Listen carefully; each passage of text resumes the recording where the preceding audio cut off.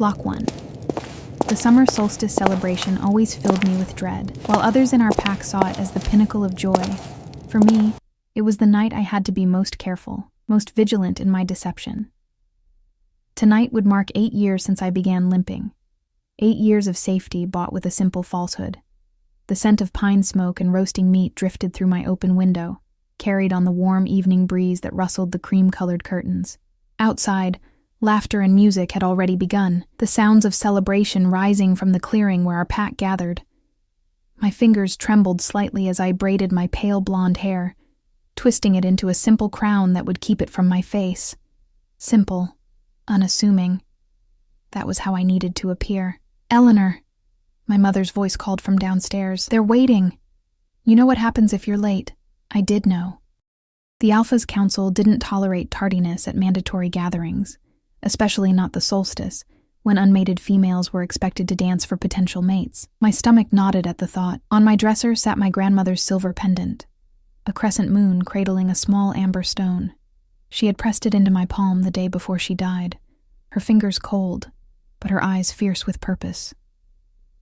"Your strength isn't in your claws or your teeth, Eleanor," she had whispered.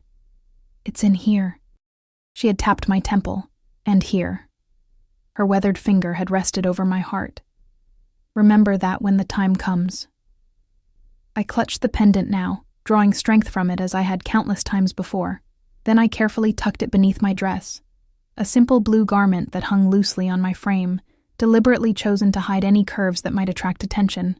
With practiced precision, I shifted my weight to my right leg and began the uneven gait that had become second nature.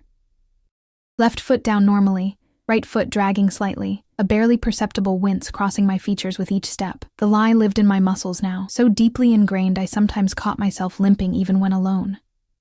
Downstairs, my mother waited by the door, her expression a mixture of concern and resignation.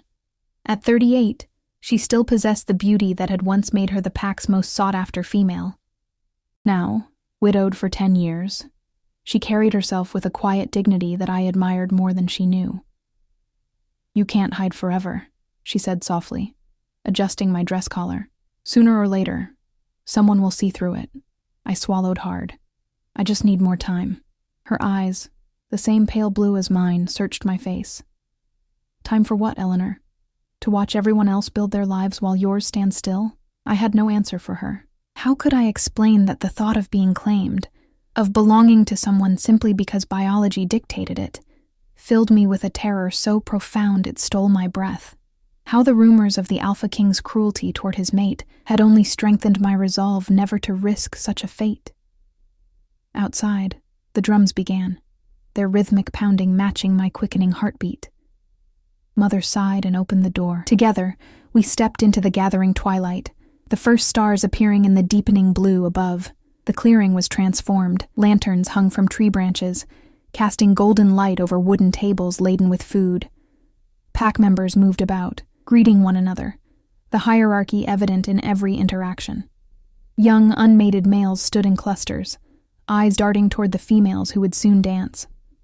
The council members sat on elevated chairs, backs straight, faces impassive as they surveyed the gathering. And there, in the center of it all, was a throne I had never seen before, ornately carved from a single massive trunk, inlaid with silver that caught the firelight. It stood empty, ominous in its waiting. "He's here," someone whispered nearby, the words sending a ripple of tension through the crowd. "The Alpha King has returned." My blood turned to ice. Alexander Blackthorn, Alpha King of the Northern Territories, had been away for years, expanding his domain through both conquest and alliance. His pack, our pack, had been left under the care of his beta, Vincent, a stern but fair leader. But the rumors of Alexander's brutality, his cold calculation, had grown with each passing season, and now he had returned on the night of the solstice dance. "Eleanor, stay close," my mother murmured, her fingers closing around my wrist as the crowd parted. He entered the clearing like a storm front, tall, broad-shouldered, with a presence that commanded every eye. His hair was dark as midnight, contrasting sharply with eyes the color of amber in sunlight. He moved with the fluid grace of an apex predator, each step deliberate. powerful. The scars visible on his forearms and the side of his neck told stories of battles won, challenges met. I lowered my gaze immediately, heart hammering against my ribs. Around us, pack members bowed their heads in deference. My mother tugged gently at my arm, and I dipped into an awkward curtsy. Careful to maintain my uneven stance, Alexander took his seat on the throne, one hand resting casually on the carved armrest, the other holding a goblet of deep red wine. His gaze swept over the gathering, lingering here and there as if assessing each member's worth in a single glance. "Let the solstice begin," he commanded, his voice deep and resonant, carrying effortlessly across the clearing. The traditional feast came first, a blessing from the pack elders, followed by a meal that, despite my anxiety, smelled delicious. I sat beside my mother at one of the lower tables, keeping to myself, responding with polite smiles and minimal words when addressed. I ate little, my appetite diminished by the weight of Alexander's presence. As the meal concluded, the drums intensified. Young females rose from their seats, moving toward the center of the clearing where a circle had formed. My mother squeezed my hand beneath the table. "When they call for all unmated females, just stay seated," she whispered. "I'll say you're having a bad night with your leg." I nodded gratefully, relief washing through me. It was the same excuse we used every year, and it had worked thus far. The pack's healer had examined me when I first began limping, finding nothing physically wrong but accepting my claims of mysterious pain. Over time, people simply accepted my condition as unchangeable. The initial dances began, traditional pack movements that told the story of our history, our connection to the moon, the sacred bond between mates. I watched, mesmerized despite myself by the grace of the dancers, the way the firelight played across their faces. Then came the moment I dreaded. Vincent rose from his seat beside Alexander and raised his hands for silence. "As is our tradition, we call upon all unmated females to present themselves in the dance of offering," he announced, his eyes scanning the tables. One by one, young women rose and stepped forward, their movements shy or bold according to their natures. I kept my head down, focusing on the wooden grain of the table, feeling my mother's hand protectively covering mine. The silence that fell was so sudden, so complete, that I could hear the crackling of the bonfire. Slowly, I raised my head. Alexander Blackthorne had risen from his throne and was staring directly at me. His amber eyes narrowed, his head tilted slightly as if confronted with a puzzle. "You?" he said, pointing one finger in my direction. "The blonde one with the limp. Why do you not join the dance?" All eyes turned to me, my throat closed. Panic flooding my system, my mother answered for me. "My daughter's leg, Alpha. It pains her greatly. She cannot dance." Alexander's gaze didn't waver from mine. "Strange," he said softly, though his voice carried in the silence. "I've heard of this mysterious ailment that has plagued her for—" "How long has it been now?" 8 years, Alpha," Vincent supplied. 8 years, Alexander repeated, the hint of a smile playing at the corners of his mouth. "And in all that time, no healer has found a cause? No remedy has helped?" I shook my head, unable to speak. "Come here," he commanded. The world seemed to tilt beneath me. This couldn't be happening. Not now. Not after all this time. My mother's fingers dug into my arm, but there was nothing she could do. A direct command from the Alpha King could not be refused. I stood, carefully maintaining my limp as I made my way forward. Each step felt like walking toward my execution. The crowd parted, creating a path to where Alexander stood waiting, his posture relaxed but his eyes intent. When I reached him, I kept my gaze lowered, studying the worn toes of my simple shoes. "Look at me," he said quietly. I raised my eyes to his, expecting anger or suspicion. Instead, I found curiosity, and something else I couldn't name, something that made my skin prickle with awareness. "What is your name?" he asked. "Eleanor, Alpha King." "Eleanor," he repeated, as if tasting the name. "You've been limping for 8 years?" "Yes, Alpha King." He circled me slowly, his gaze assessing. I remained still, fighting the urge to run. "The solstice dance is sacred," he said, stopping in front of me again. "It honors our ancestors, our traditions." He paused, his head tilting slightly. You truly cannot participate? I swallowed hard. The pain, Alpha. It becomes unbearable when I dance with me, Eleanor. The request, no, the command, hung in the air between us. The pack watched in stunned silence. No Alpha had ever danced with a crippled wolf. I can't, I whispered, panic rising in my throat. His smile was slow, predatory. I think you can. Before I could respond, he had taken my hand in his touch unexpectedly gentle. His other hand came to rest at my waist, and a jolt of something electric shot through me at the contact. The drums, he called over his shoulder, never taking his eyes from mine. The drummers hesitated only a moment before beginning a slow, rhythmic beat. Alexander began to move, guiding me with subtle pressure at my waist. I stumbled deliberately, clinging to my deception even as my heart threatened to beat out of my chest. Stop it, he murmured, his voice too low for others to hear. We both know there's nothing wrong with your leg. My blood froze. I don't know what you... 8 years is a long time to maintain a lie, little wolf, a very detailed, consistent lie. His fingers tightened slightly at my waist. But your muscles tell a different story. There's no atrophy, no genuine weakness. And sometimes, when you think no one is watching, you forget to favor that leg. Horror washed through me in a cold wave. He knew. Somehow he had seen through me in mere minutes when others had believed me for years. Why? He asked simply. I couldn't answer. The truth would condemn me. Lying would be futile. Dance with me properly, he said, or I will announce your deception to the entire pack. Trapped. I was completely trapped. Slowly, testing, I put weight on my bad leg. Then, with a shuddering breath, I straightened my posture and took a proper step. Alexander's eyes flashed with triumph. There she is, he murmured. The drums picked up tempo, and he led me into the traditional movements of the solstice dance. My body remembered, despite the years of pretense. Each step, each turn came flooding back as if I had never stopped dancing. Around us, whispers rippled through the crowd. I caught glimpses of shocked faces, of my mother's pale features, of Vincent's calculating stare. Why the deception? Alexander asked again, as he guided me through a turn, this time, with his amber eyes holding mine, with his hand warm at my waist. I found myself answering truthfully, to avoid being claimed, I whispered.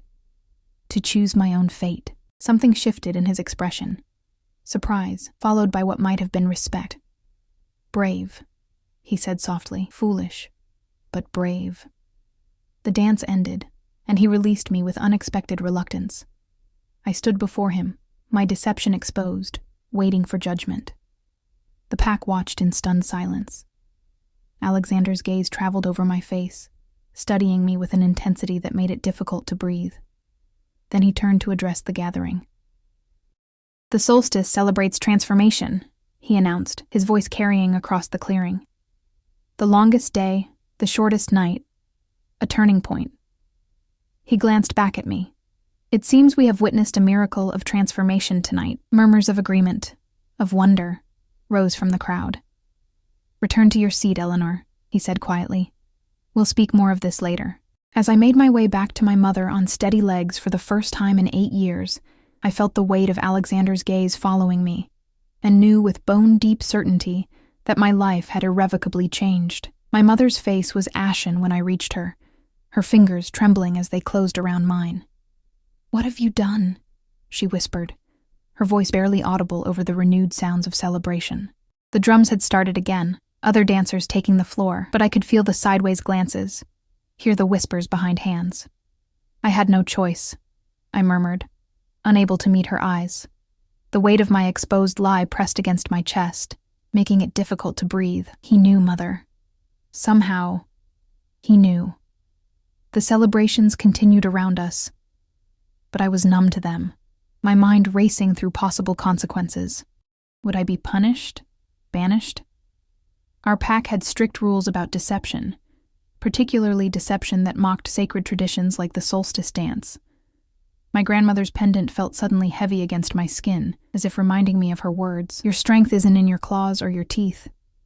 I touched the small bulge beneath my dress, drawing what comfort I could from the connection to her memory. The night progressed in a blur of tension. Pack members approached our table, some with genuine smiles of wonder at my miraculous recovery, others with thinly veiled suspicion in their eyes.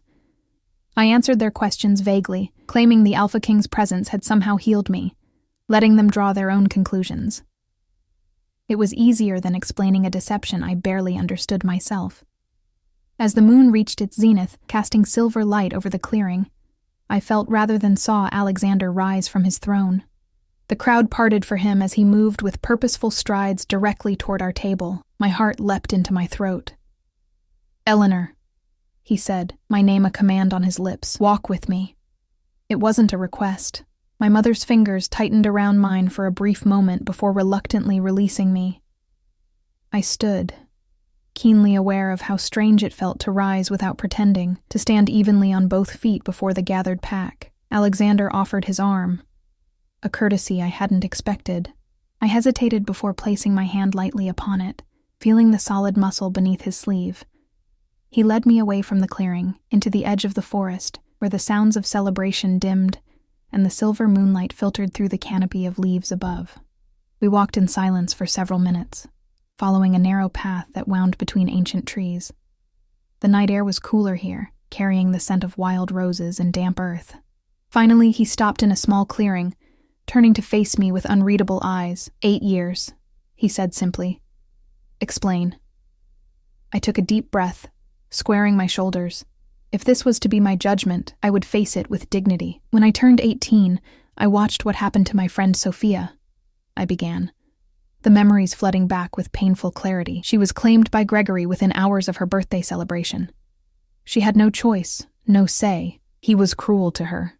Everyone knew it. But no one stopped it. My hands clenched into fists at my sides.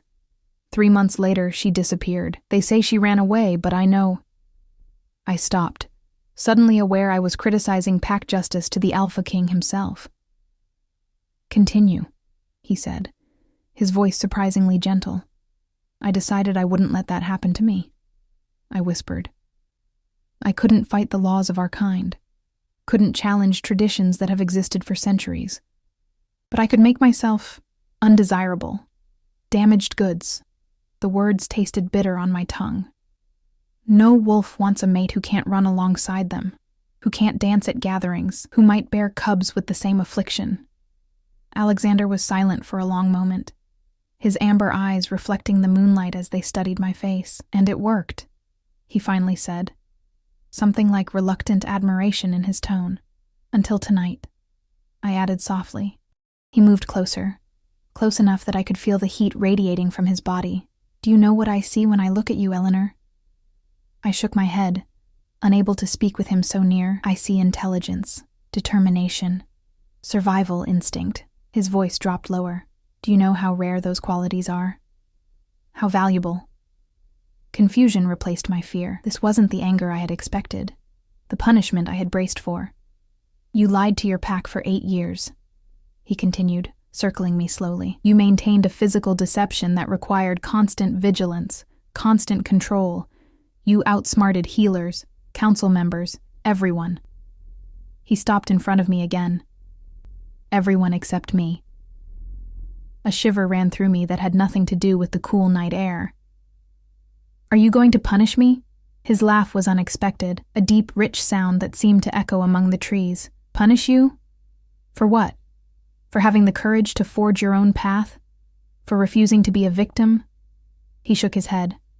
"No, little wolf, I'm not going to punish you." Relief flooded through me, quickly followed by suspicion. "Then why bring me out here? Why expose me in front of everyone?" Something dangerous flickered in his eyes. "Because lies have consequences, even clever ones. And because I needed to understand. Understand what? Why, the moment I entered that clearing, my wolf recognized you." The words hung in the air between us, charged with meaning I wasn't ready to face. My heart began to race, my instincts screaming at me to run. But there was nowhere to go. No escape from the intensity of his gaze. "That's not possible," I whispered. "You've never even seen me before tonight." "Haven't I?" He reached out, his fingers brushing a strand of hair from my face with surprising gentleness. 5 years ago, during the border wars with the Eastern Packs. A small cottage at the edge of our territory. A young woman with pale blonde hair, reading by candlelight. My breath caught. The memory surfaced. A stormy night, our cottage windows rattling with thunder. I had been alone, Mother gone to help with a difficult birth in the village. A shadow at the window had startled me, the glimpse of amber eyes in the darkness. That was you, I breathed. He nodded. I was wounded, tracking rogues who had breached our borders. I saw you through the window, and something shifted. His jaw tightened.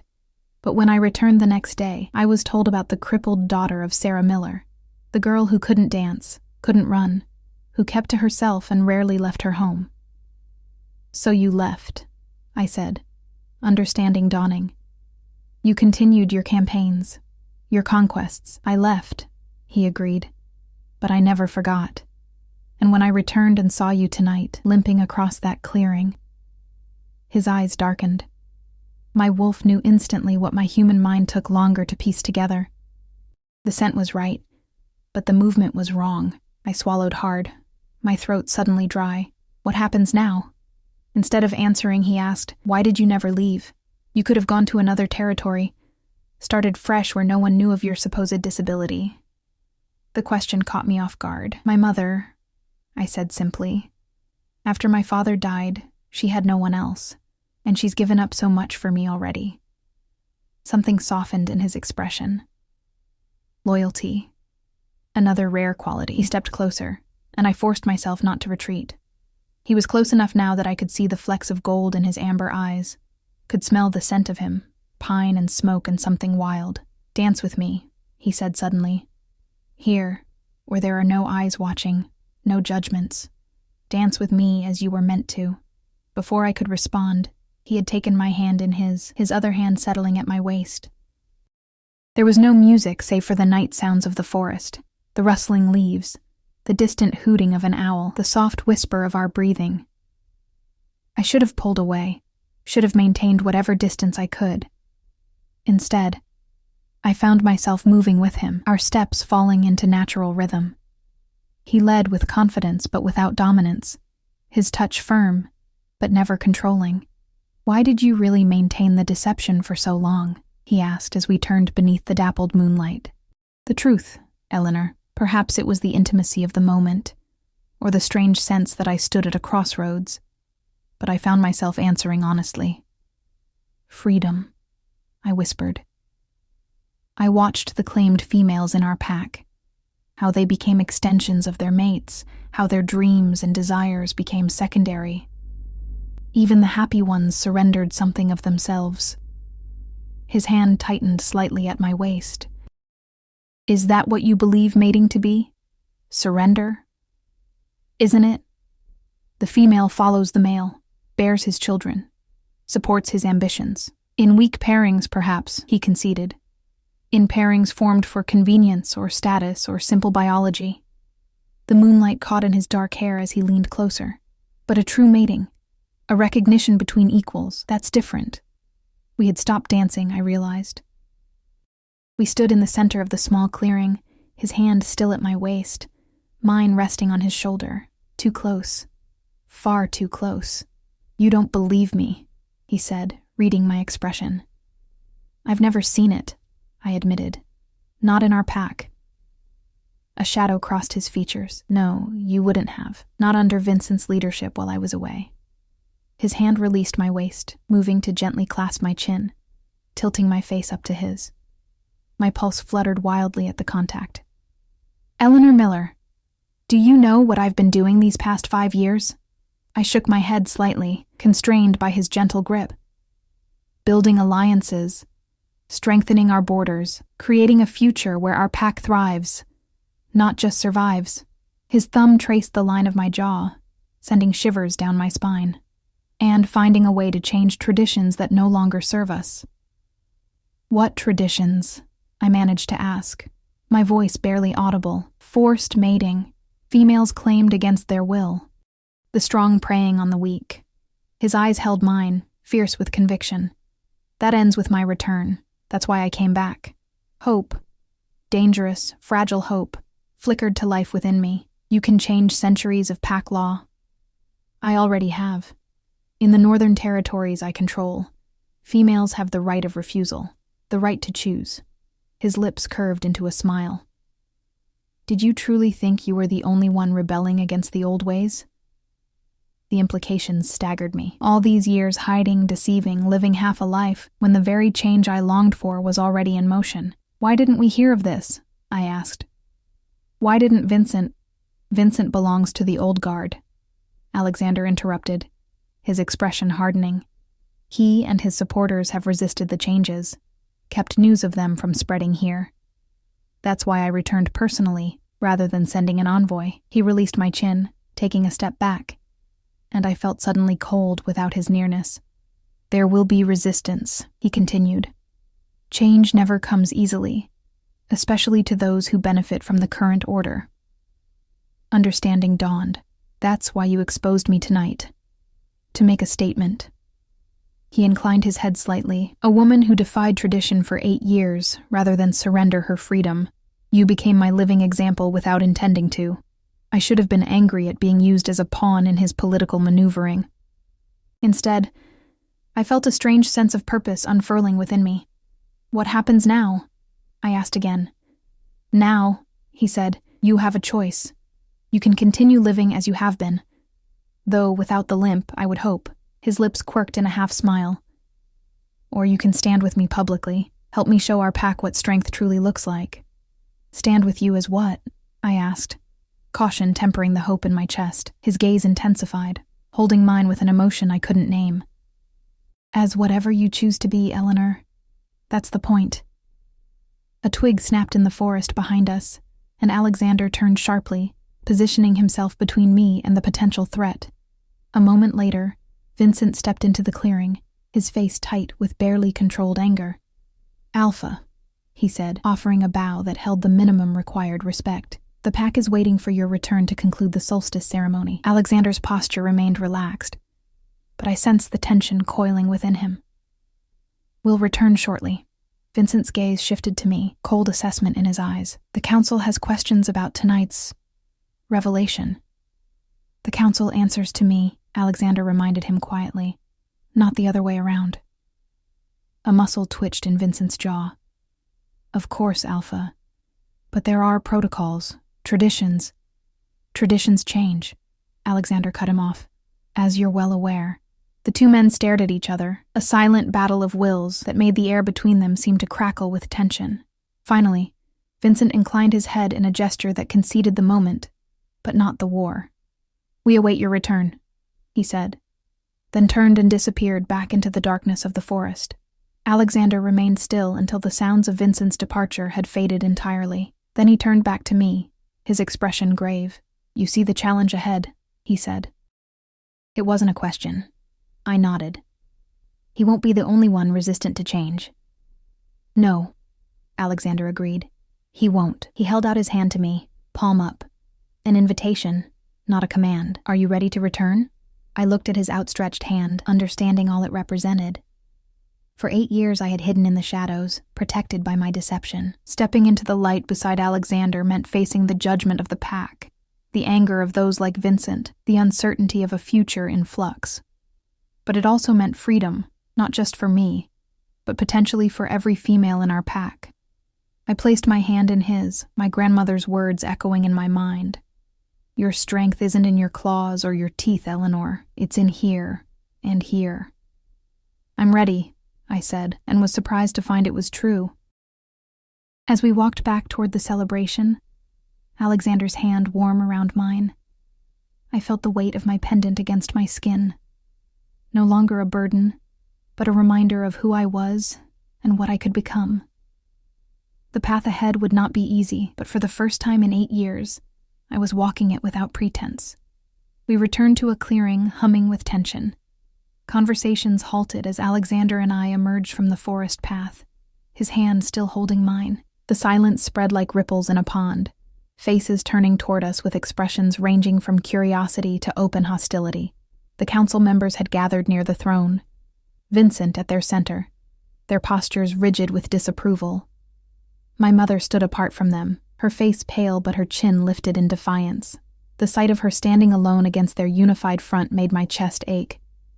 "Mother," I called, pulling gently away from Alexander to go to her. She embraced me tightly, her body trembling slightly. "Are you all right?" She whispered against my hair. "I'm fine," I assured her, drawing back to meet her worried gaze. "Better than fine." Her eyes searched mine, then flicked to Alexander, who had followed me at a respectful distance. "What did he say to you?" she asked, her voice low with concern. Before I could answer, Elder Miriam, the oldest member of the council, stepped forward. Despite her advanced age, she carried herself with formidable dignity, her silver hair gleaming in the firelight. "Alpha King," she addressed Alexander, her voice carrying across the now silent clearing. "The council requests clarification regarding tonight's events." Alexander's expression remained impassive, but I sensed a subtle shift in his stance. A warrior preparing for battle. "Speak, Elder," he said. "The girl has deceived the pack for 8 years, Miriam stated, her rheumy eyes finding mine with surprising sharpness. Such deception cannot go unaddressed. Murmurs of agreement rose from the gathered pack members. I felt myself shrinking inward, the weight of their collective judgment pressing against me. My mother's hand found mine, squeezing tightly. "You believe punishment is warranted?" Alexander asked, his tone deceptively mild. "Our laws are clear," Vincent interjected. "Deception that mocks sacred traditions is punishable by—" "I know our laws," Alexander cut him off, his voice dropping to a dangerous register that silenced Vincent immediately. "I wrote many of them." He moved forward, climbing the slight elevation where the council stood, until he towered over them. Though he addressed the elders, his voice projected to the entire gathering. For 8 years, a young woman in this pack was so terrified of being claimed against her will that she chose to live half a life rather than risk becoming property. His gaze swept over the crowd. "What does that tell you about the state of our pack?" Uneasy silence greeted his question. "It tells me," he continued, "that we have failed. Failed to protect our own. Failed to honor the true meaning of the mating bond." Elder Miriam's eyes narrowed. "You speak of changes to our ways. Changes many of us have not agreed to. Changes that have already been implemented across the northern territories," Alexander countered. "Territories that are now thriving while this one, my home, has stagnated in outdated traditions." I watched the faces in the crowd, gauging reactions. Some nodded in tentative agreement, others frowned in confusion or anger. Division was already forming, fault lines cracking through the pack's unity. "The solstice dance," Alexander continued, "was never meant to be a market where females are displayed for males to claim. It was a celebration of choice, of finding your equal, your true match through shared movement and rhythm." His voice softened with conviction. Somewhere along the way, that meaning was corrupted. "By whom?" Vincent challenged. "Our ancestors? The generations who built this pack?" "By those who saw power in control rather than in unity," Alexander replied evenly. "By those who confused dominance with leadership." He turned, descending to the clearing floor, and extended his hand toward me. "Eleanor." My heart stuttered in my chest. He was calling me to stand beside him, to become the center of this growing conflict. My mother's fingers tightened around mine. "You don't have to," she whispered. But I did. I knew I did. Not just for myself, but for every female who had ever felt trapped by our traditions, for every wolf who had surrendered their will to avoid something worse. I squeezed my mother's hand once more, then released it. Walking forward on steady legs, I joined Alexander before the council, before the pack. I kept my head high, though my pulse raced with a combination of terror and exhilaration. "Eleanor Miller deceived no one," Alexander announced. "She protected herself in the only way available to her. If there is blame to be assigned, it belongs to those who made such protection necessary." Vincent stepped forward, his expression thunderous. "You would upend generations of tradition for one female's defiance?"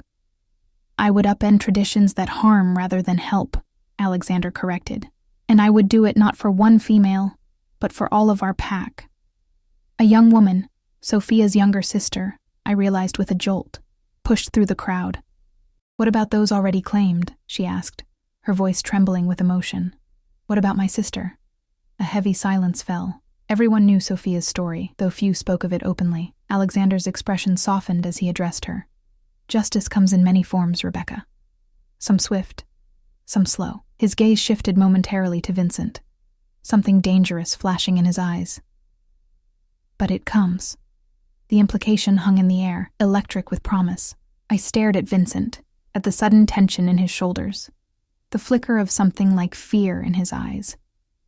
Understanding bloomed within me, a terrible, clarifying realization. It was you, I said, the words escaping before I could stop them. You knew what Gregory was doing to Sophia. All eyes turned to me, then to Vincent. Alexander remained silent, allowing the moment to unfold. You have no proof of anything, Vincent said coldly. But there was guilt in his averted gaze, in the defensive set of his shoulders. I stepped toward him, finding courage I didn't know I possessed. Sophia told me she went to you for help, I continued, memories surfacing of tearful confessions whispered in the safety of my bedroom. She showed you the bruises, and you turned her away. Rebecca made a small, broken sound. Other pack members began to whisper, the noise growing like a gathering storm. Silence, Vincent commanded. But his authority had already begun to crumble. There will be a full investigation, Alexander stated, his voice cutting through the growing chaos, into Sophia's disappearance and all claims made during my absence. He turned to address the pack directly. Change comes, not by my decree alone, but by necessity. Our pack will evolve or it will perish. His hand found the small of my back, a steadying presence as the clearing erupted in voices. Questions, protests, expressions of support and opposition tangling together in a cacophony of uncertainty. This is just the beginning, he murmured. His words meant only for me. I nodded, understanding all too well the storm we had unleashed. My gaze found my mother in the crowd, her face a mixture of pride and worry. Then I looked to Rebecca, tears streaming down her face, but something like hope kindling in her eyes. For them, for all of us, I would face whatever came next. The rest of the night passed in a blur of tense conversations and heated debates. The pack fractured into groups, some rallying around the council members who opposed change, others gathering near Alexander to hear more of the reforms he had implemented elsewhere. My mother and I sat together at the edge of the clearing, watching the dynamics shift like sand beneath a rising tide. You never told me about Sophia, my mother said quietly, her eyes on the flames of the now diminishing bonfire. I promised her I wouldn't, I replied. She was afraid of what Gregory might do if she spoke out publicly. Mother nodded slowly, and now she's gone. Yes. The word tasted bitter, but perhaps not forgotten. As the night deepened, Alexander approached our table, his expression grave. The council has called an emergency meeting for tomorrow, he said without preamble. All pack members are required to attend. A trial? My mother asked, concern etching lines around her eyes. A reckoning? Alexander corrected. He looked at me. Will you speak? Tell what you know about Sophia? The prospect terrified me. Standing against Vincent and his supporters would make me a target, would shatter the careful invisibility I had cultivated for years. But Sophia's face floated in my memory, her bright smile that had dimmed over time, the bruises she had tried to hide, her final desperate plea for help the night before she disappeared. Yes, I said, I'll speak. Alexander nodded, satisfaction evident in the set of his shoulders. Rest tonight. Tomorrow will not be easy. 1. He turned to leave, then paused, glancing back at me. Eleanor. Thank you. The simple words carried unexpected weight, settling something restless within me. I watched him walk away, rejoining the dwindling celebration, moving among the pack members with natural authority, tempered by genuine attention to each person he spoke with. He's not what I expected, my mother observed, following my gaze. No, I agreed softly. He's not. We returned home well after midnight, the cottage quiet and familiar around us. Despite the exhaustion that dragged at my limbs, sleep eluded me. I sat by my bedroom window, watching the stars wheel slowly overhead, my grandmother's pendant clutched in my palm. Dawn was just beginning to lighten the eastern sky, when a sharp knock at our door startled me from my reverie. My mother appeared in the hallway, hastily tying a robe around her nightgown, her expression alarmed. "Stay here," she instructed, but I was already following her to the door. She opened it to find Rebecca standing on our porch, her face tear-stained, her clothes disheveled as if she had dressed in haste. "They're gone," she blurted. "Vincent, Gregory, 3 others from the council. They fled during the night." My mother pulled her inside, closing the door quickly. "Are you certain?" Rebecca nodded frantically. "Alexander sent search parties after them, but—" She turned to me, gripping my arms with desperate intensity. "Eleanor, they took the archive box, the one with all the pack records." Understanding hit me like a physical blow. The archives contained everything: birth records, mating certificates, council decisions, territory maps. In the wrong hands, that information could be devastating. "We need to tell Alexander," I said, already moving toward the door. "He knows," Rebecca replied. "He's calling all pack members to the clearing now." That's why I came. My mother disappeared into her bedroom, returning moments later dressed for the day. I realized I was still wearing my nightgown and hurried to change, pulling on simple trousers and a tunic, pushing my feet into worn boots. My fingers fumbled with the clasp of my grandmother's pendant before finally securing it around my neck. Together, the 3 of us hurried through the awakening village toward the central clearing. The mood was tense. Frightened faces emerging from homes, questions flying between neighbors as we all converged on the meeting place. Alexander stood at the center, his expression grim but controlled. Beside him was a woman I didn't recognize. Tall and lean, with short cropped dark hair and vigilant eyes that scanned the gathering continuously. "My second in command from the Northern Territory," Rebecca whispered in explanation. "Lydia. They say she's the finest tracker in 3 territories." When most of the pack had assembled, Alexander raised his hand for silence. The murmurs died immediately. "By now, you've heard that Vincent and several others have fled," he began without preamble. "What you may not know is that before leaving, they broke into the council chambers and stole pack records dating back generations." Gasps and exclamations of shock rippled through the crowd. "Search parties are already tracking them," Alexander continued. "But I believe their destination is the Eastern Territories, where they hope to find sanctuary with Alpha Donovan." I shivered at the name. Donovan's reputation for brutality exceeded even the rumors that had surrounded Alexander. The thought of Vincent allying with such a wolf was chilling. "What do they hope to gain?" someone called from the crowd. Alexander's expression darkened. "Control. Power. The records contain information they believe will allow them to challenge my leadership and maintain the old ways." His gaze swept across the gathered faces. "I won't lie to you. We face a threat unlike any in recent memory. If Donovan grants them sanctuary and supports their cause, we could be looking at conflict between territories." Fear tightened around my chest like a vice. Conflict meant war. War meant death. "What can we do?" My voice surprised me, rising clear and steady despite my fear. Alexander's eyes found mine, something like approval warming their amber depths. "Prepare, stand together, and most importantly, continue the work of reform even in the face of opposition." He gestured to Lydia, who stepped forward. "We need volunteers for additional search parties. Those with tracking skills, those who know the eastern borders." Several pack members moved forward immediately. Others hesitated, uncertainty evident in their postures. "This isn't just about records," Alexander said, addressing the hesitation directly. "This is about what kind of pack we choose to be, what future we build together."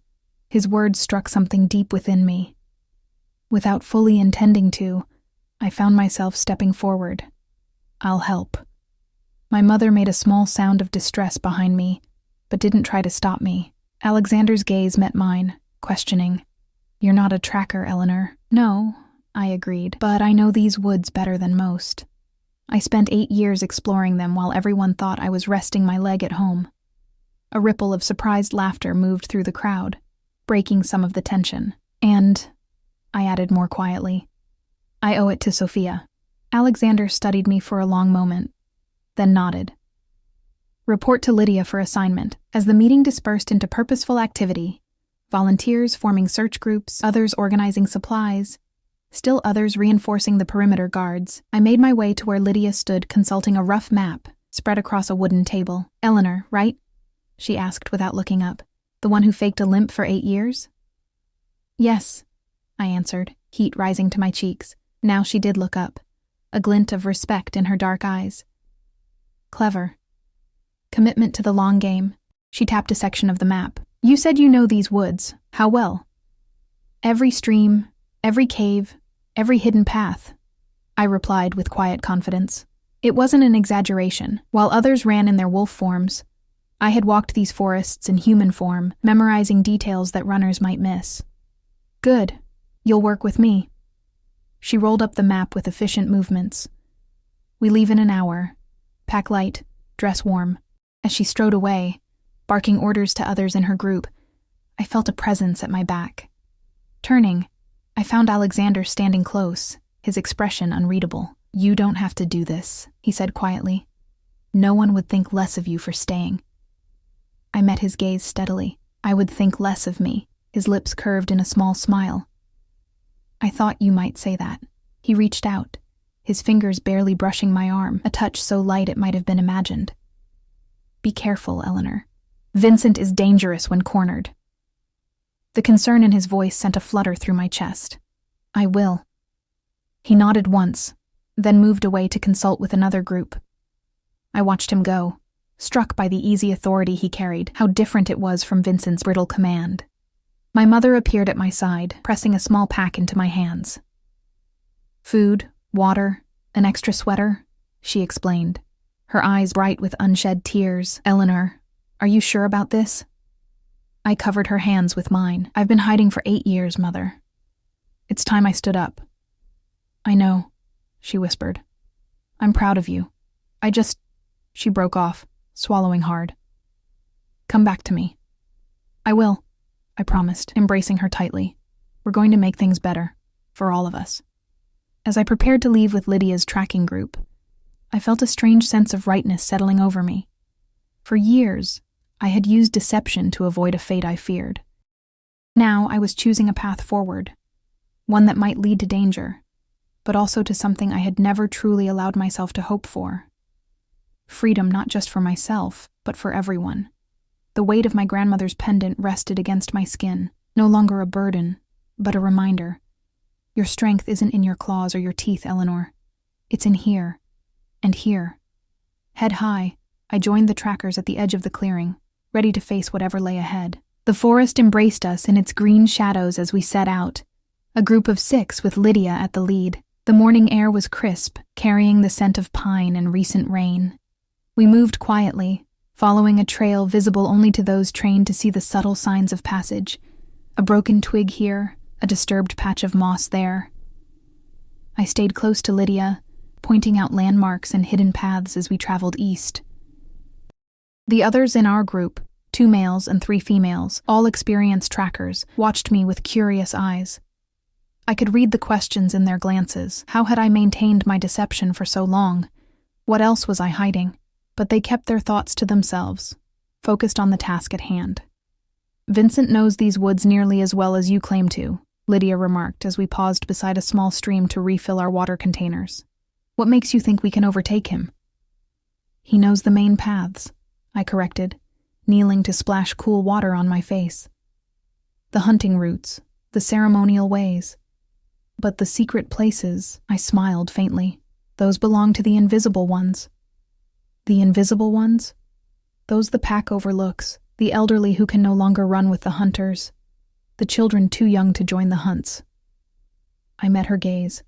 The crippled girl no one expected to wander far from home. Understanding dawned in her eyes. "Show me." I led them off the trail we had been following, into a dense thicket that seemed impenetrable at first glance. Pushing aside branches with practiced hands, I revealed a narrow tunnel through the foliage, barely visible unless you knew exactly where to look. "This cuts directly east for nearly 2 miles, I explained. "It follows an old stream bed that dried up decades ago. Few know it exists." Lydia's expression shifted from skepticism to approval. "Lead on." We made better time than I had dared hope, emerging from the hidden path into a small meadow dappled with early morning sunlight. Lydia crouched, examining the ground with expert eyes. They came through here, she confirmed, fingers hovering over a partial footprint in a patch of soft earth. Recently, within the last 6 hours, hope surged through me. Then we're gaining on them. We continued this way throughout the morning, following the main trail where necessary, cutting through my secret paths where possible.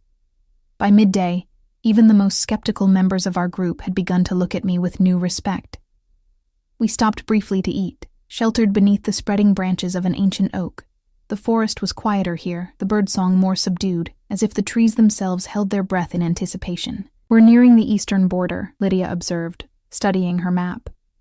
Once they cross into Donovan's territory, our task becomes much more complicated. If they make it that far, one of the male trackers, Marcus, I had learned, added grimly. I picked at my food, appetite diminished by the growing tension. The weight of our mission pressed against my chest. This wasn't just about recovering stolen records anymore. It was about preventing a conflict that could tear apart multiple territories, cost countless lives. Why did you really volunteer for this, Eleanor? Lydia asked suddenly, her sharp eyes assessing me. And don't say it was for Sophia, there's more. The others paused in their eating, attention turning to me. I set aside my half-finished meal, considering my answer carefully. For 8 years I lived in fear, I said finally. Fear of being claimed, fear of losing my freedom, fear of being trapped in a life I didn't choose. I met Lydia's gaze steadily.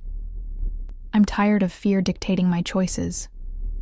She nodded slowly. Fear is useful. It keeps you alert, keeps you alive. But when it becomes your master rather than your servant. She left the thought unfinished. Alexander spoke of changes in the Northern Territories, I said, curiosity overcoming my usual reserve. What's it really like there? A small smile touched Lydia's lips. Different. Challenging at first. Change always is. But better. She looked around at our group. Females serve on the council equally with males. Matings are by choice, not claim. Strengths are valued wherever they appear, not just in those with the sharpest claws. And you? I asked. What's your place in this new order? I'm second, because I earned it, she said simply. Not because I was born male or female, strong or fast, but because I proved my worth through actions. Her words settled over me like a revelation, brightening the future I had barely allowed myself to imagine, a world where worth was measured by character rather than circumstance of birth. It seemed almost too much to hope for. Our brief respite ended as Marcus raised his head suddenly, nostrils flaring. Blood, he said tersely. Fresh. We were on our feet instantly, packs abandoned as we followed him through the trees. The scent grew stronger as we approached a small clearing, metallic and sharp in the afternoon air. The body lay crumpled at the base of a massive pine, face down in the carpet of needles. Even before Lydia carefully turned him over, I knew who it was. Gregory, Vincent's most loyal supporter, the wolf who had claimed and abused Sophia until she disappeared. His throat had been torn out, the killing wound precise and deliberate. Not the work of an animal or a wolf in rage, but a calculated execution. Vincent, Lydia said, examining the wound with clinical detachment. This was done by someone he trusted enough to get close. Why would Vincent kill his own ally? One of the female trackers asked, her voice hushed with shock. Lydia rose, wiping her hands on the forest floor to clean them of blood. Internal conflict. Perhaps Gregory wanted to turn back, or wanted a larger share of whatever they hoped to gain. Or perhaps, I thought, but did not say, Gregory knew too much about Sophia's fate. We buried him quickly, not out of respect for the dead wolf, but to eliminate the scent of blood that might attract unwanted attention. As the others covered the grave with branches and leaves, I stood apart, conflicted emotions churning within me. I had hated Gregory for what he'd done to Sophia, had sometimes imagined him meeting a violent end. Now that it had happened, I felt no satisfaction, only a hollow sadness for all that had been lost. We need to move faster, Lydia announced as we gathered our packs. Vincent has shown he's willing to eliminate liabilities. The others with him are in danger, whether they realize it or not. We pushed on through the afternoon, the forest growing denser, the terrain more challenging as we approached the eastern border. My secret paths were less reliable here, in areas I had rarely ventured, but still we made better time than Vincent's group, encumbered as they were by the heavy archive box. As dusk approached, painting the forest in deepening shades of purple and blue, Lydia called a halt.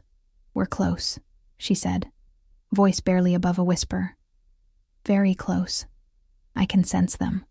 She signaled for us to spread out, moving with exaggerated care through the underbrush.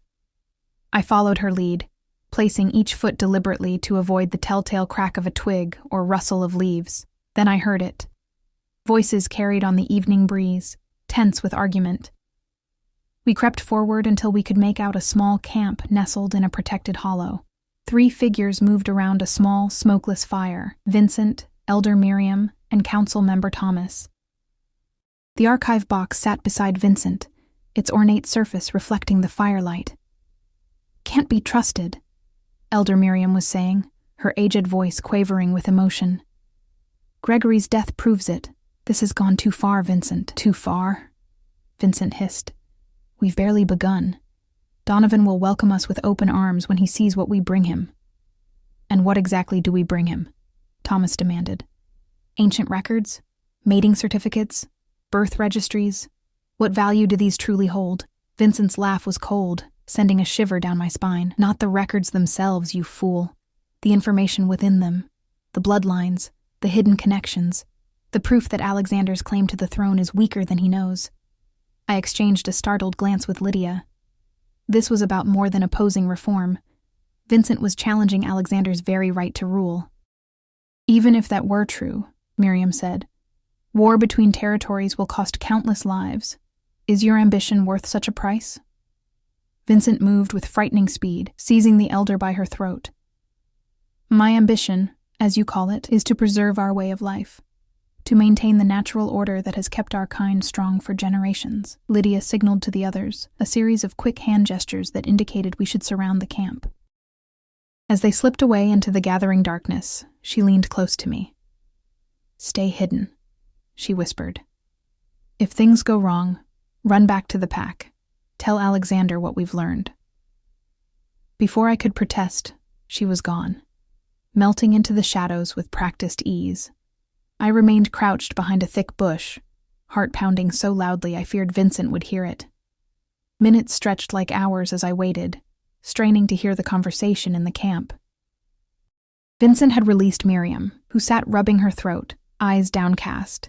Thomas paced nervously, casting frequent glances into the darkening forest as if sensing the net closing around them. The attack, when it came, was swift and coordinated. Lydia and the others burst from the trees simultaneously, converging on the camp with practiced precision. Vincent reacted with astonishing speed, shoving Thomas toward the nearest attacker and grabbing for the archive box, but Lydia was faster. She intercepted him with a flying tackle that sent them both crashing into the fire, scattering embers across the forest floor. The others subdued Thomas easily, but Miriam used the distraction to seize the archive box and flee into the trees, directly toward my hiding place. I had seconds to decide. Let her pass and maintain my cover, or intercept her and risk facing the elderly but still dangerous wolf alone. My grandmother's pendant seemed to burn against my skin, reminding me of her words. My strength wasn't in my claws or teeth. It was in my mind, my heart. As Miriam approached, I stepped into her path. She skidded to a halt, the heavy box clutched to her chest, her eyes widening in recognition. "Eleanor," she gasped. "Child, let me pass. You don't understand what's at stake. Then help me understand," I said, keeping my voice calm despite the fear churning in my stomach. "Why betray the pack? Why risk war?" Her eyes darted past me, seeking escape. "Vincent believes Alexander's bloodline is tainted, that his mother's mating was never properly registered, making his claim to leadership invalid." "And you? What do you believe?" Conflict flashed across her weathered features. "I believe in our traditions, our ways, but not at the cost of blood." She shifted her grip on the box. "Vincent killed Gregory when he suggested returning. He'll kill us too, if he thinks we've lost our nerve." I held out my hands. "Then give me the box. Come back with us. Alexander will ensure your safety. She hesitated, clearly torn. Behind us, the sounds of struggle had quieted, replaced by Lydia's authoritative voice issuing commands. It's over, Elder Miriam, I said gently. Please. With a shuddering sigh, she surrendered the box to me. Its weight was surprising, the wood warm beneath my fingers. I hope you're right about him, she murmured. About Alexander. I am, I said with more confidence than I truly felt. Lydia appeared beside us, a small cut above her eye but otherwise unharmed. Vincent, I asked. Subdued, she replied grimly. Along with Thomas, no further casualties. Relief washed through me, leaving my knees weak. The box, I said, offering it to Lydia. Elder Miriam surrendered it willingly. Lydia's eyebrows rose slightly as she took the heavy container. Wise decision, she told Miriam, not unkindly. One Alexander will remember. We returned to the camp, where Vincent and Thomas knelt with their hands bound behind them. Vincent's face was a mask of hatred as he saw me standing beside Lydia, the archive box now safely in her possession. The cripple, he spat. I should have seen through your deception years ago.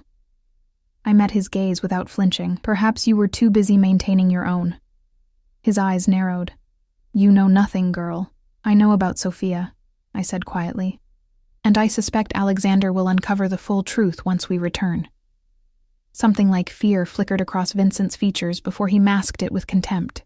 Alexander is a fool. He'll destroy everything our ancestors built with his progressive ideas. Or perhaps, Lydia countered, he'll build something better upon the foundation they left us. We made camp for the night, keeping careful watch over our prisoners.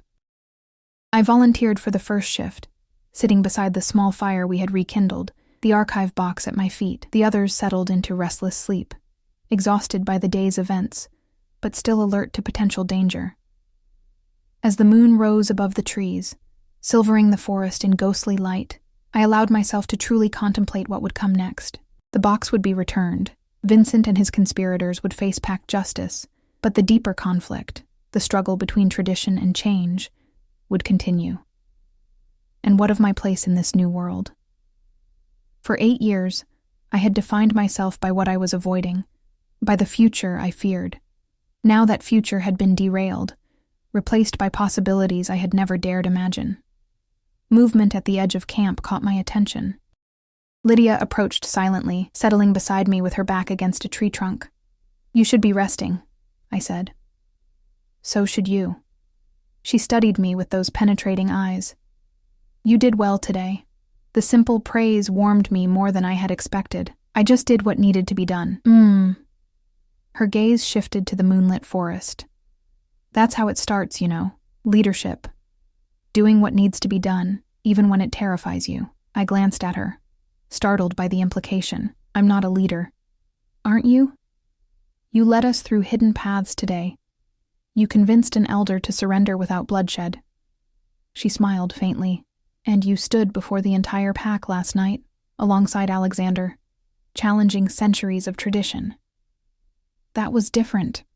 I was just doing what needed to be done, she finished for me.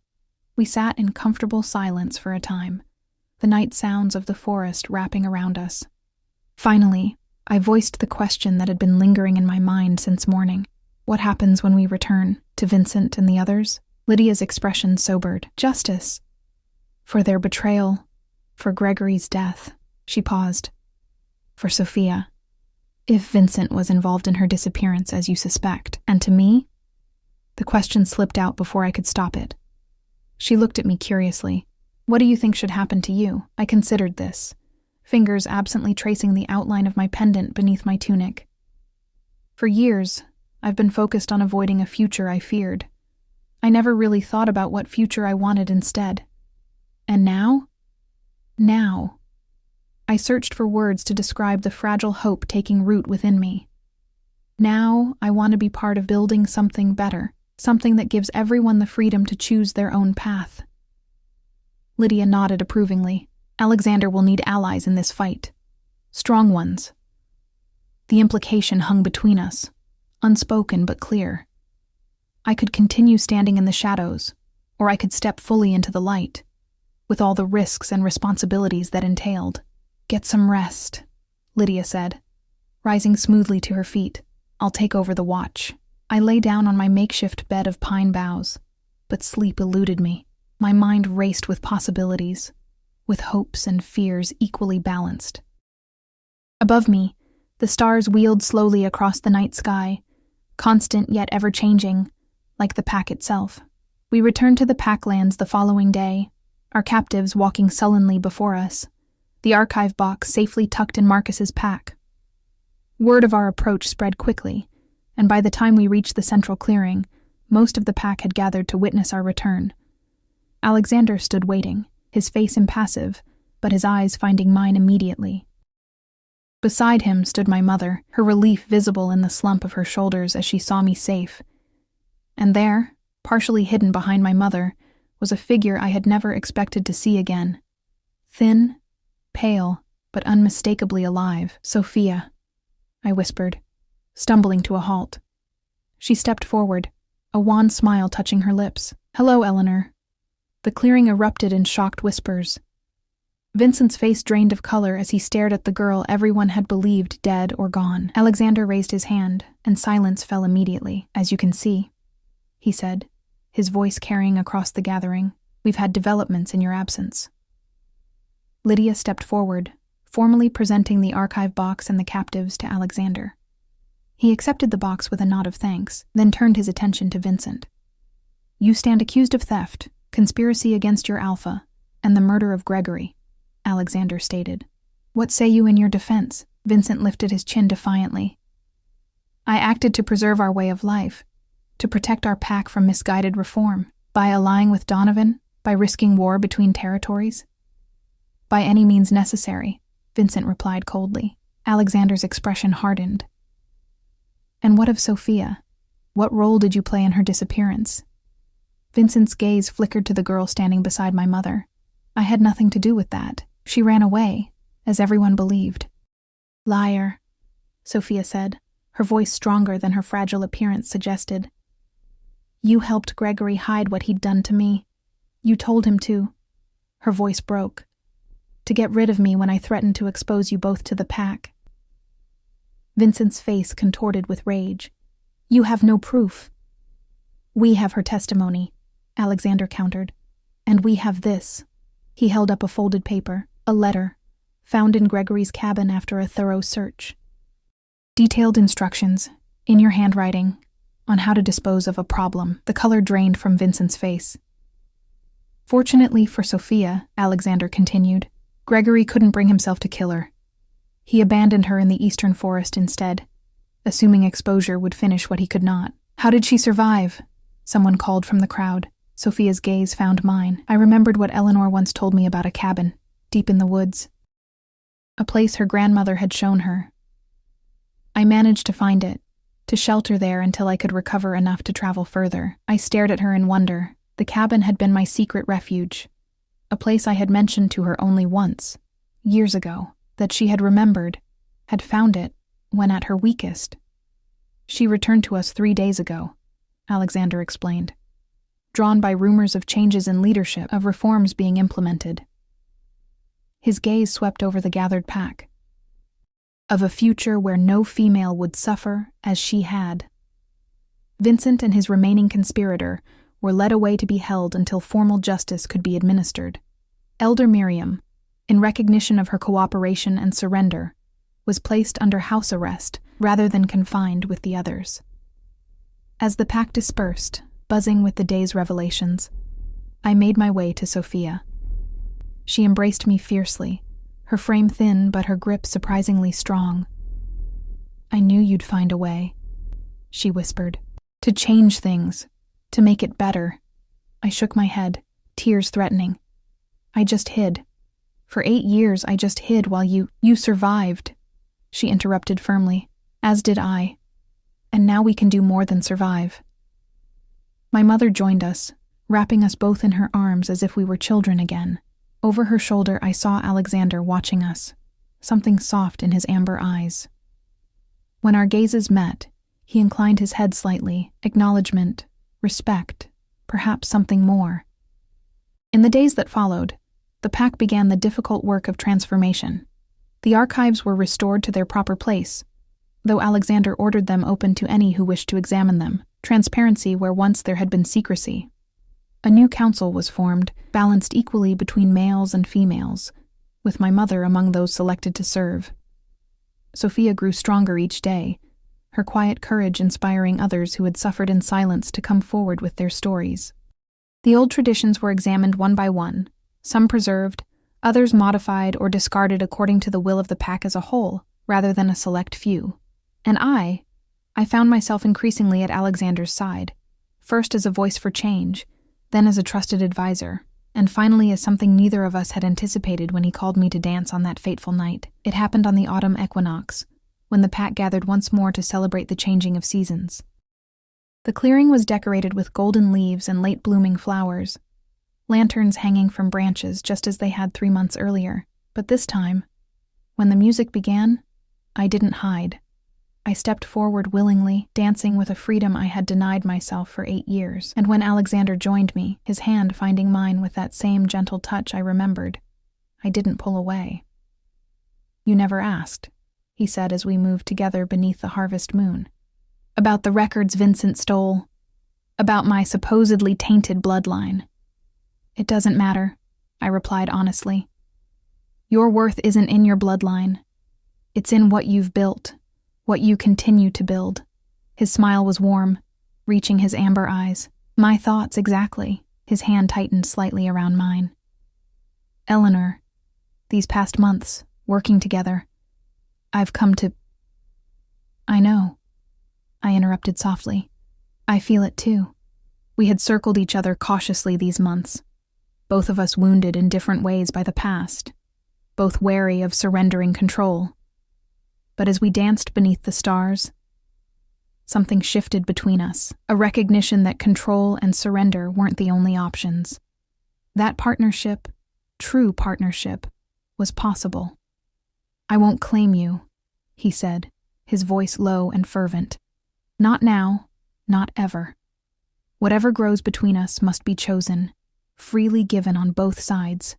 My grandmother's pendant rested against my skin, a familiar weight that now felt like a blessing rather than a burden. "Your strength isn't in your claws or your teeth, Eleanor. It's in here, and here. I choose this," I whispered, meeting his gaze steadily. "I choose you. Not because biology dictates it, not because tradition demands it, but because I want to build something with you. Something neither of us could create alone." His forehead touched mine, a gesture of intimacy more powerful than any claim could have been. Around us, the pack continued their celebration, the music flowing over us like water. But in that moment, there was only this, the choice made freely, the future opening before us full of possibility, no more pretending, no more hiding, just truth and strength, and the courage to step into the light.